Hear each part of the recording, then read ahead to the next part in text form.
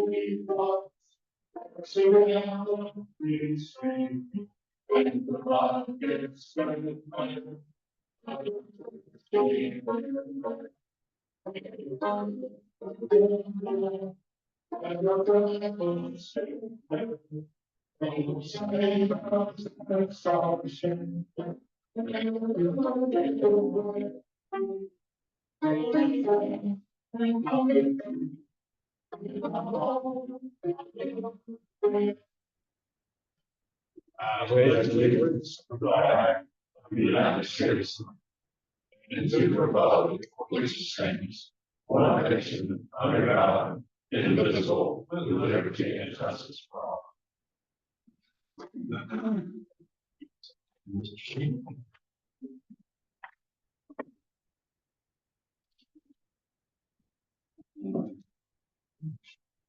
Let us pray. Father, we ask that you bless this club, all the members that practice service above self. Be with them as they go around all through the day and practice our motto. We ask that you bless this food to the nourishment of our bodies and us to your service. We ask in Christ's name, amen. Mr. Cherry-Irwin.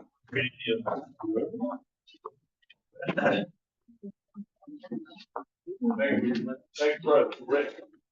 Before we celebrate birthdays and anniversaries today, fortunately, I just found out that Pam Miles passed away yesterday. Lost her by cancer, through tough life. So please, everybody, remember her family in peace and comfort and the sweet, sweet memories of such a dear, sweet lady. And everything.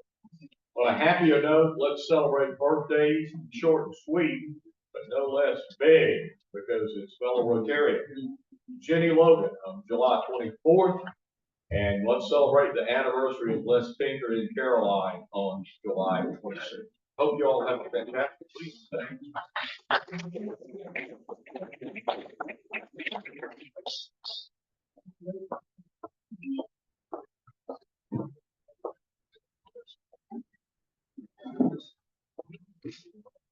Hey, who does the introduction of guests?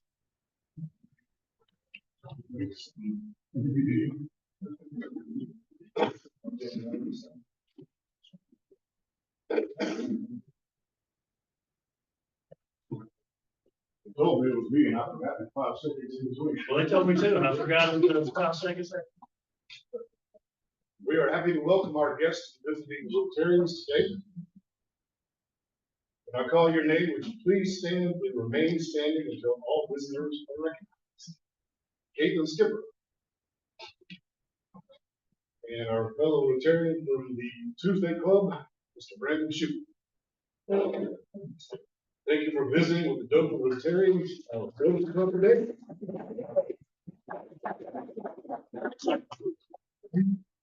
Mr. Brandon Parrish, and Baskin.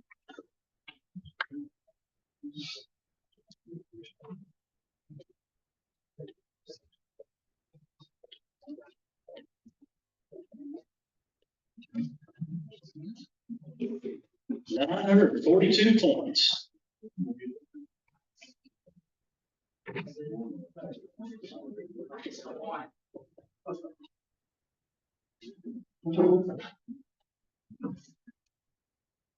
The last score, 7929.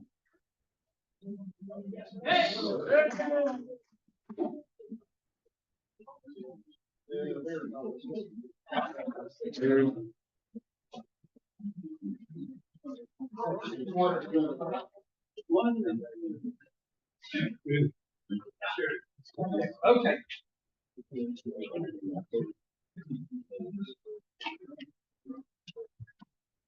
Four hearts. Good try. I know. We have vocational talk today, or some things about our new members, new following committee. Mr. Allen will do an introduction.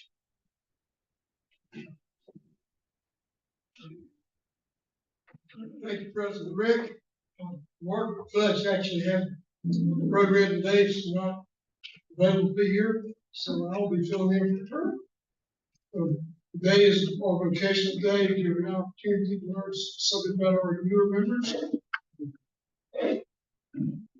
Our three today will be Valerie Russell, Cal Whaley, and actually Matt Langford. Our first Rotarian to be speaking today will be Councilor Cal Whaley. All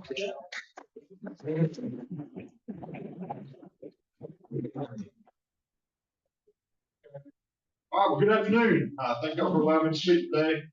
I was suggested that I'll start with a lawyer joke. So I'll tell you what I heard. Lawyer's dog's running around unleashed, running wild, takes a beeline to the butcher's shop, steals a roast right off the counter. Butcher's furious, goes to see the lawyer, and he asks him, he says, the dog unleashed running around comes to steal meat out of my store. Can I hold the owner of that dog responsible? The lawyer said, absolutely you can. He said, well, you owe me $8.50 then, because the dog came in and stole that roast off my counter. The lawyer says, fine, pulls out a check, goes right to the check, trusts him. A couple of days later, Butcher's checking his mail and sees an envelope from the lawyer's office. Got an invoice for a $20 consultation fee. Just want to tell you a little bit about my background and what I do. As you know, I'm from Dothan. I went to the University of Alabama. Roll Tide, undergrad, law school, I think my second year, so almost a naturalized Tuscaloosa citizen. Majored in finance undergrad and then went on to law school. Got the opportunity to intern with Department of White, Dothan firm in the Birmingham office while I was in law school. So got a lot of good experience there. Got to see a lot of criminal defense trials, start to finish. The biggest one being the bingo trials up in Montgomery in 2011. I got to sit through those and watch some of the best lawyers in the state really going at it, and really inspired me and made me want to be a trial lawyer. I went to work for Department of White after law school there in Birmingham, handling criminal defense cases. I remember one of my first jury trials. I was with this department and moving down to Andalusia, and I'm getting ready. This will be my first witness for cross-examining in the trial. I'm up all night in the hotel room studying and getting my questions together. And next morning, wake up and shower, get a cup of coffee, review my notes, everything's on schedule. Go put on my suit and open up the suit jacket. And my suit pants aren't on the hanger, so I've just got a coat jacket and nothing else. So I'm on the door, my shorts and my coat. Today, we got to make a Walmart run ASAP. So good to be prepared. But worked with him for a while. I'm also worked with Attorney Victor Rebel up in Birmingham and traffic cases all over the state. So there was a while there I was in court almost every day in a different county, just representing clients for criminal charges and traffic charges. About 2017, I was ready for a change. I saw that Attorney Cherry-Irwin here in town was advertising for an associate position. I decided to interview and reach out and give that a shot. Immediately connected with Ben, and I knew nothing about personal injury, nothing about that area of law. I've never been in an accident. I've made a claim for liability myself. Fortunately, I've never injured anybody with my own negligence, so just unfamiliar with the entire process. And so I took a chance to learn about a whole new area of law, and it's been a great fit. I've gotten to learn some of the best over at Cherry-Irwin. So what I do is handle personal injury wrecks, personal injury cases. Some examples would be car wrecks, premises liability, medical malpractice, products liability, a dog bite, a defective airbag, toxic workplace exposure, a wide variety of different situations, but where someone's been hurt through no fault of their own and need help getting back made whole. And so our job is really kind of twofold. We work on establishing who's at fault and who should be responsible for an injury, and we work on quantifying that and showing how much should be paid. And so to kind of talk you through what I do, we'll use an example. We'll call him Jeff. on the interstate, it gets run off the road by an 18-wheeler, sustained some nasty leg injuries, had a couple surgeries. Doctor's telling he's lucky to be walking, but he's not going to be able to return to work at the paper mill. And so he's got some pretty staggering losses. He's in a bad spot. And he's got a pretty stacked number against him. Just laid up in the hospital having leg surgeries and racking up medical bills. Meanwhile, the trucking company's got people on the ground, they're investigating, they're building their defense of their claim. They're pulling data off the trucks, interviewing witnesses, gathering crash report and all that stuff. So Jeff needs help, Jeff needs somebody to kind of even the scales for him. And so that's where we come in. Early on, a lot of our role was investigative. So we're gathering info about how a crash occurred, talking to witnesses, gathering photographs, visiting the scene, sometimes even hiring experts to do crash reconstructions, pulling data off the vehicles, stuff like that. All about, who's responsible and how the accident happened. In the meantime, we're helping Jeff get the treatment he needs, making sure he's got the resources, making sure he's getting all the insurance benefits he's entitled to, and making sure that he follows up with that kind of consistent treatment to hopefully get back physically to where he's been. A lot of it is kind of firming up numbers and documentation, trying to quantify losses like, his loss of past and future income, his past and future medical expenses. And so we're doing that as well. Once he's completed treatment and hopefully back to where he started, we will start to try and work on settling his case for him. So we'll present a comprehensive settlement demand to the insurance company, kind of outlining what happened, why they're responsible, what just full injuries are, and what it's going to take to make it right. About half the cases, I'd say, are going to settle at this point. We're going to be able to reach a reasonable number and just move on and close out the file. If that's the case, then we start negotiating with any lien holders in the case. Just health insurers will have a subrogation interest to get repaid. He might have some outstanding bills. He might have some liens. So we'll negotiate that as well to try and maximize his take-home amount. In the event it doesn't settle at that point, we can institute formal litigation. So we file lawsuits, start conducting discovery, taking depositions, hiring experts, and getting the case ready for trial. Ultimately, that's where it's headed if we can't settle it. The common question I get is, how do you value a case? How do you figure out what a broken arm for? Some of the tangible losses, like we talked about the loss of income, the medical expenses, that stuff we can figure out. Sometimes I work with economists to get the present value of future lost wages and stuff like that. When it comes to pain and suffering and the actual impact of an injury on a person's life, that's a little less clear. The law tells us there is no yardstick for those kind of damages. All you really do is try and figure out what a jury would do with those facts. So both sides are kind of negotiating, trying to figure out what the case is worth from that standpoint. But ultimately, the only way to really know and find out for sure will be to take the case to trial and have a jury of 12 Houston County citizens decide what the value of those injuries are and what should be awarded. It's important not to overcomplicate this thing. I always tell this story. When I first started with Cherry-Irwin and still trying to figure out how it all worked, I got a call from a lady. She had hurt her ankle pretty bad. She stepped in a hole. She stepped into an open water meter box in her yard. She told me it was full of leaves and she hadn't seen it because the yard had leaves all over it. She stepped in and hurt her ankle. So I got to thinking, hole full of leaves, that could imply maybe some time duration. Maybe this condition's been open and obvious for a while. Maybe it's, how often were they supposed to be checking those boxes? On the other hand, maybe somebody just raked a bunch of leaves there yesterday and that doesn't tell us anything about how long the hole was exposed. So I talked this over with another older attorney in the firm, and he decides to have a little fun with me. He says, Cal, I think what you need to do is hire you a foliage expert. And he'd go in and tell you, based on what kind of leaf you got and the degree of rot, how long that hole's been there and how long it's been open. He let me Google foliage expert for a while before he let me know. Anyway, I love what I do. I get to go to a lot of neat, interesting places. I got to argue before the state Supreme Court this past year. We had a case where I had one deposition in Brasstown Valley, North Georgia, and the next in Denver, Colorado. So get to travel. I'm always learning something new. Every case is going to have a different issue that it turns on. Lately, I've been learning about commercial electrical installation and patio deck construction and cell phone towers. You never know. Every once in a while, you get an opportunity to represent Jim Whaley Towers. So it's always fun. Don't want to lose those cases. But it's great work. I think it makes a difference. I think it helps make our community safer.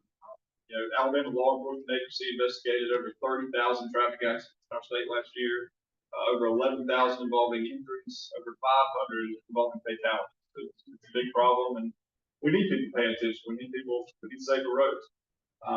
This kind of work can also transform entire industries.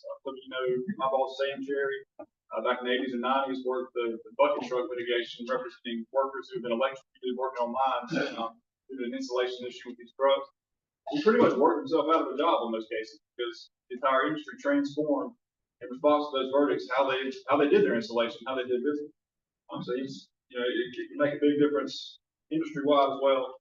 But on a personal, local level, most of my clients are people who are in a low spot. They're in one of the darkest, most difficult times of their life. Dealing with the fallout from an accident would be hard enough if you're just dealing with the economic losses.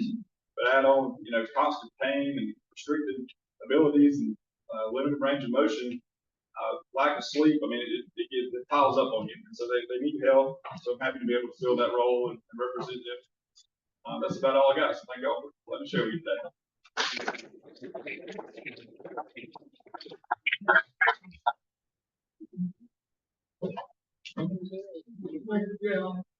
Next we have is Valerie Russell.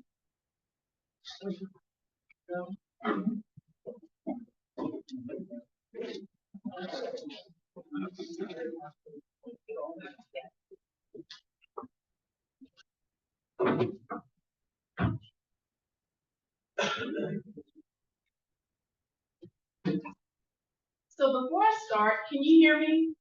Yes? Okay. Before I start, I just want to tell you how I got here. So I am from Enterprise, Alabama. I went to school in Huntsville, left Enterprise when I was 18. And I lived in South Carolina for about 30 years. I was working at a television station there, WTVY, which is where my predecessor, Robbie Thomas, who's here, that's where he went. And in the first year of COVID, I got a call asking, hey, Valerie, we want you to think about going to Alabama to see if you'd like to run one of our sales departments. And I said, okay, fine, where? And they said, Dothan, Alabama. I said, Dothan, Alabama? He said, well, Valerie, don't say no until you go down there and talk to them. I said, no, you don't understand. That's my home. That's where I'm from. And I said, if you don't mind, just give me a day. Let me think about it. So I hung the telephone up and I looked at my spelling and I said, God, you have a sense of humor. But I tell you what, if it's your will, I'm going to go and I'm going to do it on your will, because not my will, but your will be done. So I ended up here. I did not know what I was walking into. All I knew was I was following God. But the old saying goes, or you hear people say, if you think you have one plan, God's got something completely different. Because from that move, I, of course, have recently got married, received 2 promotions.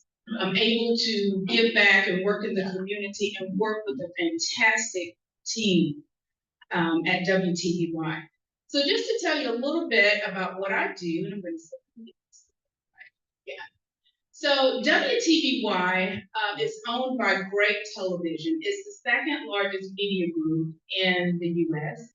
We are in over 113 markets. So just to kind of talk about my duties of management, I provide strategic direction and leadership to the station. I manage the staff. I help with training. As you can see, I'm general manager and director of sales, so I do train the sellers that come in and also manage the staff. Foster a positive and productive work environment. Our 5 pillars are professionalism, integrity, community, innovation, and passion. You have to have passion. Programming and content. Now, with our station that's handled on a corporate level, there are some decisions I get to make locally. On a corporate level, we just got rid of one of our networks, and I received a lot of calls complaining about smart people going away. And unfortunately, that was a decision that was made at the corporate level. Sales and marketing, I develop and implement strategies to increase viewership and revenue. There's three things that we're judged by: revenue, ratings, and culture. Financial management, I prepare pretty much the checkbook for the station of all of our departments, making sure that we don't go over budget and remain profitable. Compliance and regulations, that is to ensure the station complies with all relevant laws, regulations, and industry standards. Community and public relations, we do a lot of events in the community. Technical operations, innovation, and adaptation. Now, can I do all of that by myself? No. I have a team. I have 5 departments that manage these different components that I just mentioned. I have a daily prayer that I pray every day, and that is, God, direct my paths and guide my decisions today. Help me to do what you sent me here to do, because I have a responsibility and I don't take it lightly. So I mentioned my team. You may know some of these. That pretty guy, the first guy, Ken Curtis. I promoted him to our news director because simply he wanted it, and he was experienced, and he knew people in the community. And he has a passion for people, and he has a passion for news. Tom Johnson, our engineering department, he keeps our airways, keeps us on the air. And sometimes, like with last week, we had that Microsoft outage or that issue. He was at the station before I even got there working. Jonathan Traywood, he oversees our operations and our production. And Chris Claypool, he is our multimedia sales manager. That's his wife and son. And if you ever see our promotions or some really cool commercials that come out of the station, that's Caleb Bannon. He is a master at creation, and he really enjoys doing that. So a couple of our stations we have now, some have changed over the years. Of course, WTVY, RGX, which is our NBC affiliate, CW, Me TV, and this year we finally launched Telemundo Dothan. So we report, you may have heard of Nielsen. So we subscribe to Nielsen and ComScore. ComScore is another way of measuring our viewership. So every month we pull a report just to see how our ratings, how we are performing. As I stated before, there's 3 things. I'm being judged by ratings, revenue, and culture. And overall, we pretty much outperform our competitors. But like I tell my staff, that is not to, that does not mean for you not to give your best, because the Wiregrass deserves your best.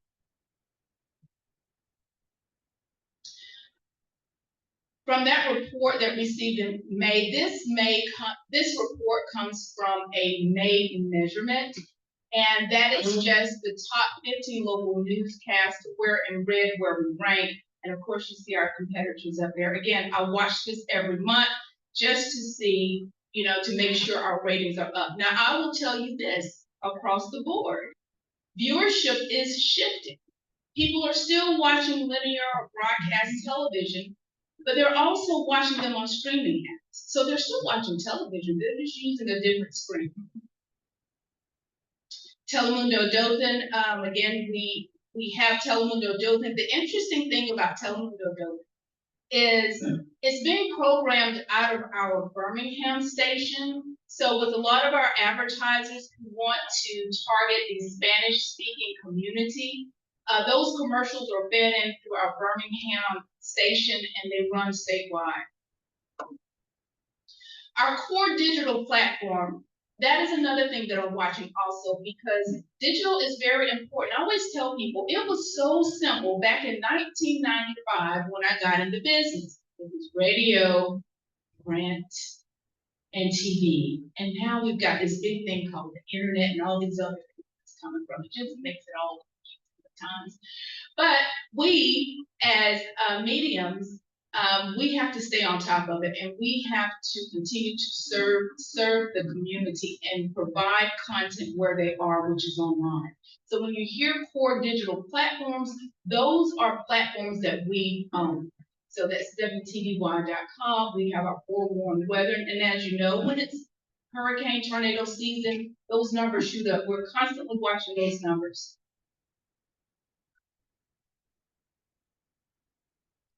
Our May 2024 digital performance on WTVY.com reached over 1.3 million page views. and that's from 544,568 users. Not going to get into all the numbers, but you see, again, weather, it moves the numbers, especially when we have threatening weather. So we have a little over 2 million screen views there. We have 459,691 screen views for our WTVY app. Video plays, and this is only in 1 month, 360,411 video plays and so forth on our different digital platforms. Streaming, this is some research that I had pulled, and I wanted to see in the Wiregrass the percentage of viewers that are actually streaming their content. So I know you can't see it, but it's kind of a breakdown of the percentage of people and what apps they're using.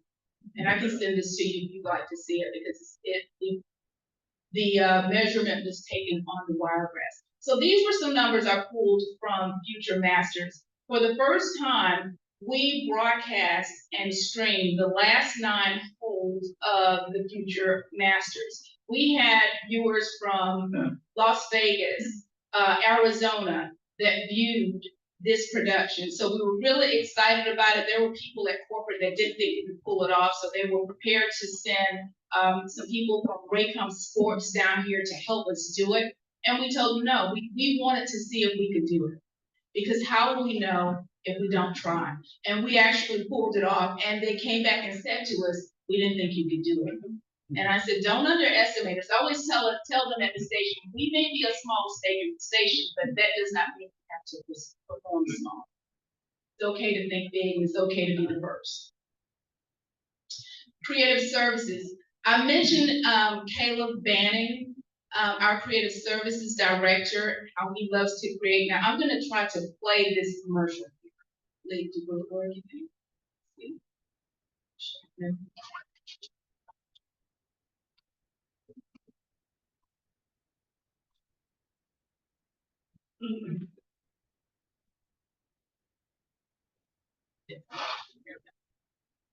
May not have sound, but you'll see the visual. If we don't have sound, you see the visual. So that was taken from, of course, a visit at Fort Novosel. He just decided to get some video there. But our creative services, what I am trying to position them to do is to position themselves as an independent production company. So whether you're advertising with us or not, if your business or organization needs some creative video, these guys can go out and help you. Because the video is where it's at, and a lot of people need video. So I just want to make sure that we are also providing that service. These are just some visuals here. If you need a commercial to rotate or an infomercial to rotate on your website, we can produce that as well. That's fine. It's almost over.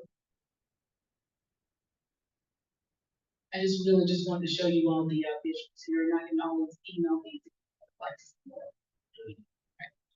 Okay. I mentioned community events. These are some of the community events that we participate in every year. Of course, the hometown tour, lifestyle community blood centers. We're also going to do one this year with Red Cross, Wiregrass, Peanut Festival, and Future Masters, and Dothan United Soccer. So these are just a few of the many community events that we participate in. And I believe that is it. And again, I am very blessed to work with a wonderful staff in a wonderful market, because being gone for 30 years and coming back home, it reminded me just how beautiful this place is, how beautiful the people are. Thank you so much.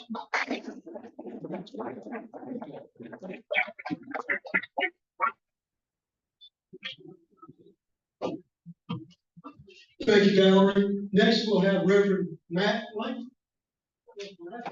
Oh, sure, Paul. Good morning. My name is Matt, and I'm one of the pastors at First United Methodist Church here in Dothan. And well, we got a lawyer joke, so why not a good Jesus joke, right?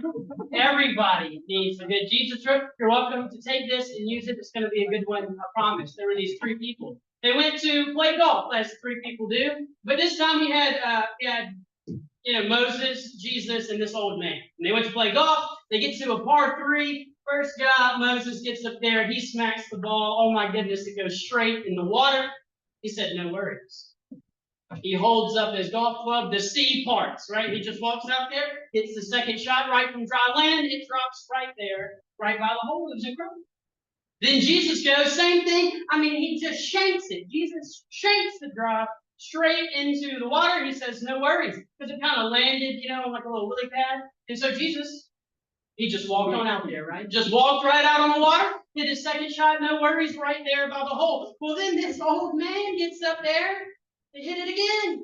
He gets up there and he hits this ball. I don't know what was going on. Same thing, straight towards the water. Only this time, it bounced off a log, off this kind of weird lily pad. A frog jumped up and grabbed the ball. The frog went under the water, came out of the water. About that time, an eagle came by. An eagle grabbed this frog that was holding the ball, went towards the green. An airplane came, scared the eagle. The eagle dropped the frog. The frog landed right on the green, popped the ball out of its mouth, right into the hole for a hole-in-one. Moses looked at Jesus and said, I hate playing golf with your dad. So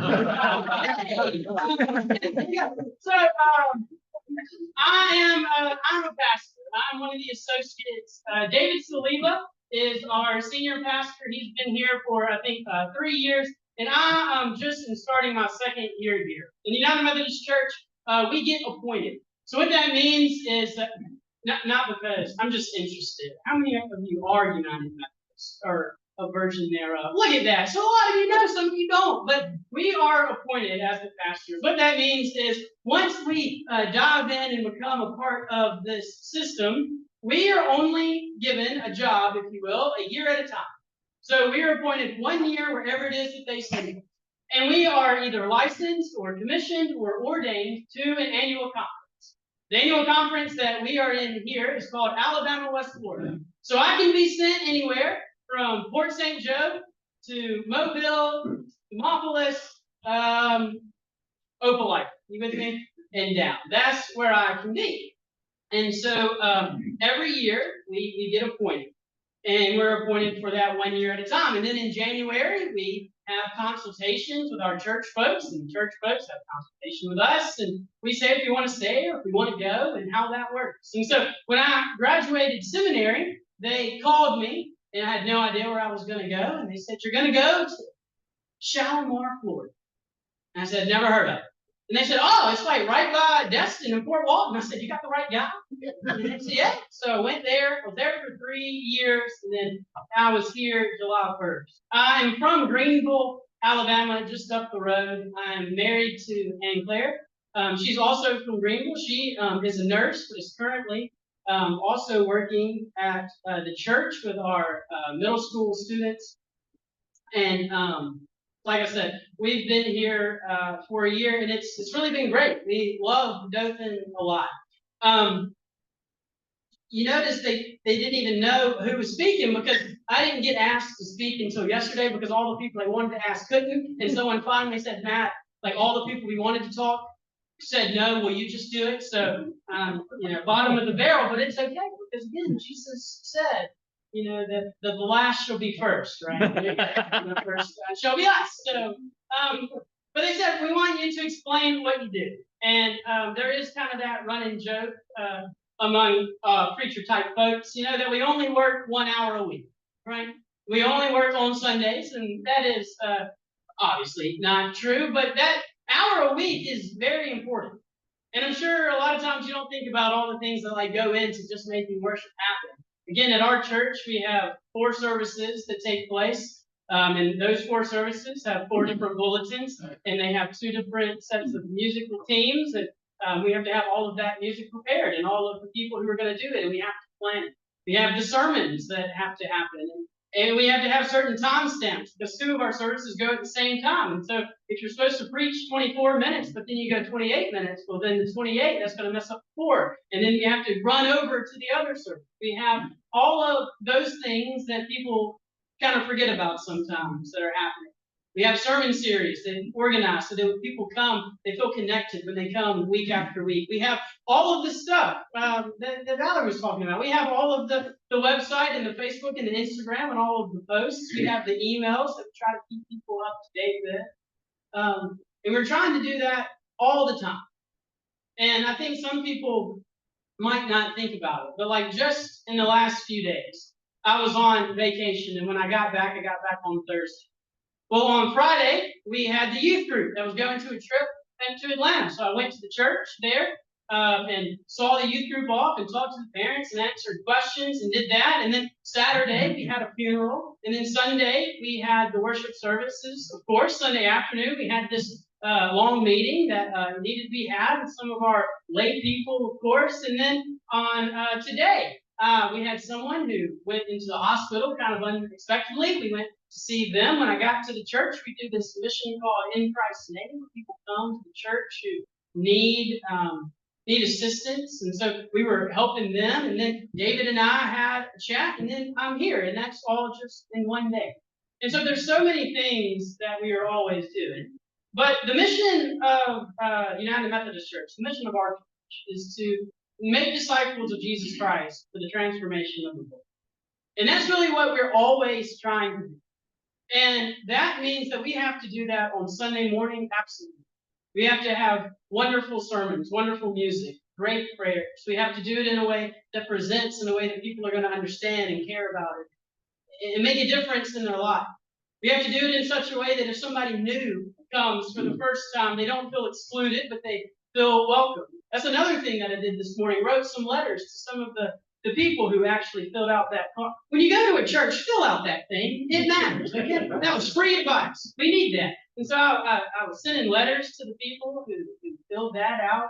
And it all goes together. But the other thing that kind of the other side of the coin, and what I help with a lot, specifically in my role at this church, again, is all of the other stuff. How does the children and the tweens and the youth go together in a way that if a parent has somebody in all that age groups, that it makes sense for them?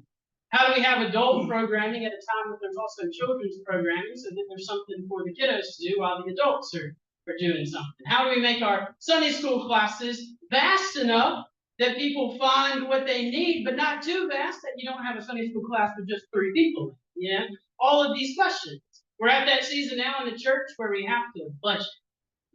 Yeah, so we got to know. You know, one time I was working at the last church I was in, and we hired this brand new girl, like right out of school, to do some of our accounts payable to help us up in the finance office. And it was like her 6th week on the job. And I came up there to see if I could help, answer any questions, check in with her.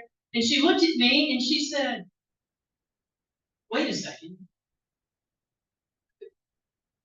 Is our budget just what those people give on Sunday?" I said, "Yeah, what did you think?" She said, "Oh my gosh, I had no idea. How do we turn the lights on and pay the salary?" And I said, she said, "Never."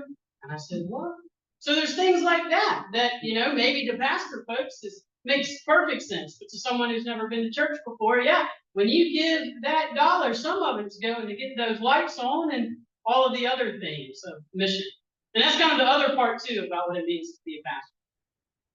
At our church, specifically this week, we're going to have our back-to-school bash. We're going to, last year we did this. This is the 2nd year that we're doing it. We're trying to give backpacks and school supplies and haircuts and a meal to anybody who needs it. Last year, we did this for something like 900 people. 900 different people in this city and surrounding areas didn't have a way to have school supplies. And the need was huge. This year, we have many of the schools are providing them to some people, but there's many who won't have a way to get a backpack and a school supply and a notebook and a pen and a pencil. And so our church is doing that this Saturday. And we opened it up for pre-registration, and we had 600 spots available, and they were gone in about 4 weeks.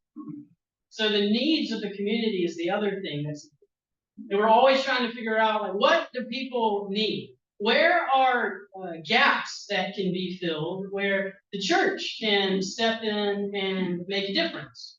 And so those are some of the things that we always are hoping to do. and some of the things that you always don't think about when it comes to church. But the only way that you can do things like Back to School Bash is to have programs that have people who want to be a part of it. What that means is you have to have members. To have members, you have to have worship that people want to be a part of. You have to have programs, as in children and youth and young adults, that people want to be a part of, and Sunday school classes. And then you have to help people see the need and the way that we give. And as we give, we don't only give to the church, but we give to be able to make these things happen all across, this community. And one of the reasons that I wanted to be a pastor, one of the reasons that I've kind of always known that I wanted to be a pastor is to do that. Is to help people find purpose. Help people to know that it's more than just what we do day in and day out. But God has called each of us to do something extraordinary. And I'm convinced that if we do it together, well, that's when the impact can be its things. And you all know that. I mean, that's why clubs like this exist. People from all different walks of life and all different professions, hey, if we come together, we can make such a large impact, such a bigger difference in our community. So it is with the church. And we have our own unique roles that we try to do and try to do. And so for me personally, I'm in this stage. I'm an associate pastor. And so that just means that I'm not the senior pastor. There's a senior pastor, and then there's associates under him. And that's how it is at our church. And I'm in the process. And it's just something that no one really cares, but it's about the only interesting thing I got to offer you. So when you're trying to be a United Methodist pastor, it's probably the longest process ever written down in the history of the world. Okay? So you have to go to college. I went to community college at LBW, played drums, sang and danced. It was great. Then I went to Auburn in Montgomery and got this information systems degree. And then I went to seminary at Cameron School of Theology at Emory University. You have to do all of that stuff first. Well, then from there, you have to do this thing called CPE. So for a year, I worked in this hospital, learning how to have conversations with people at the worst moments of their lives, how to work through that. You do that for a year. Then after that, you can sign up to do this being an elder in the church. And that takes a psychological evaluation, a physical evaluation. You have to write a sermon, write a Bible study. You have to answer questions about your life. You have to answer questions about theology. You have to answer 15 questions about theology. It has to take up 45 pages at least. A lot of writing. Questions like, what is your understanding of evil? Write 4 pages. Man. And then after you write all that, you get in this room full of people, and then you have to basically defend it. Why do you believe that? Why did you write it? Then after that, that's only step 1.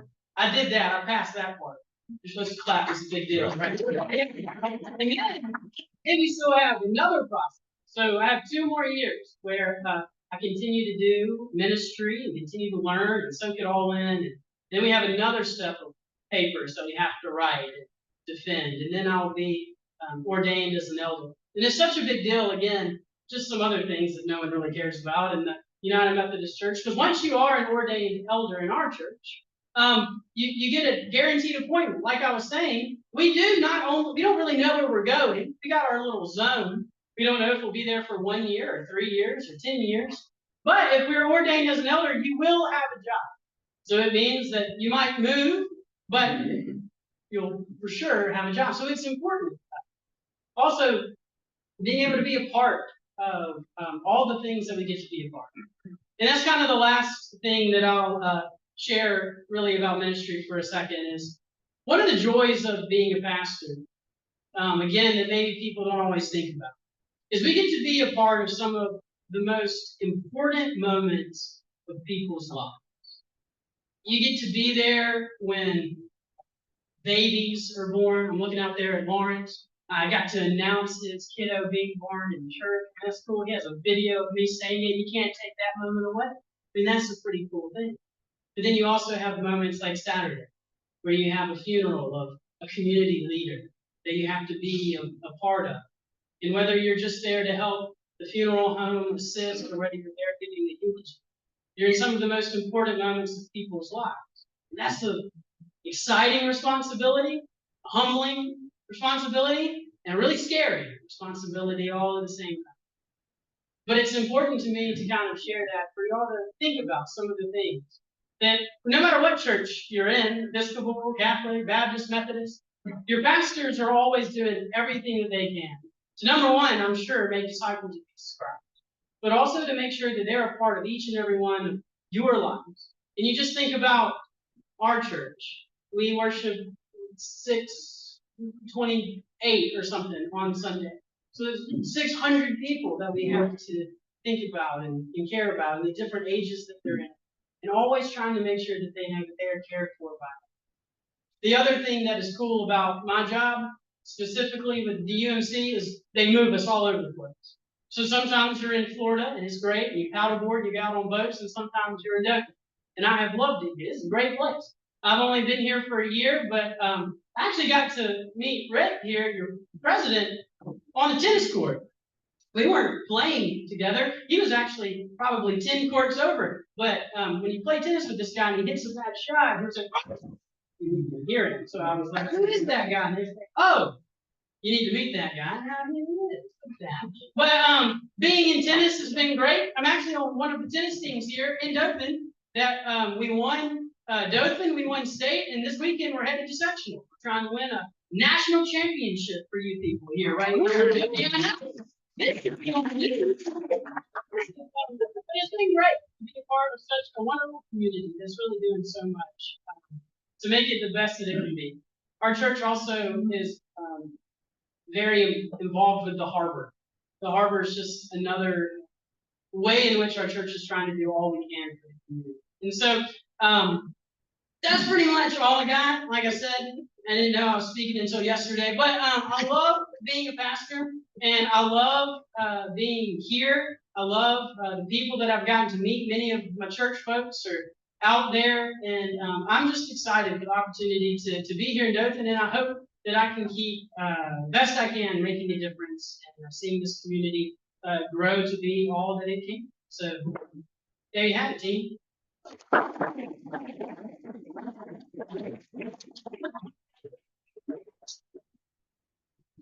Wow.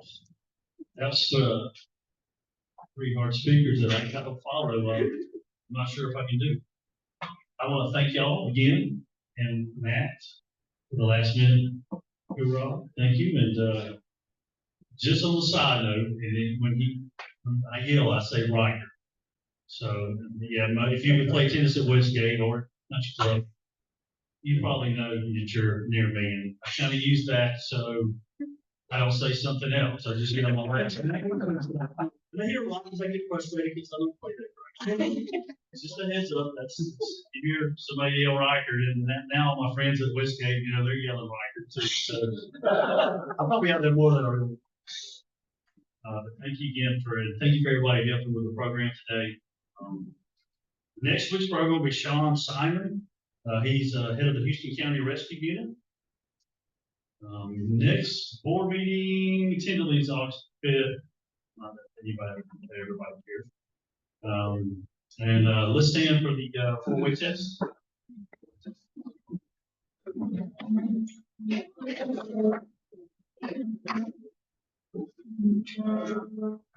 Of the things we think, say, and do.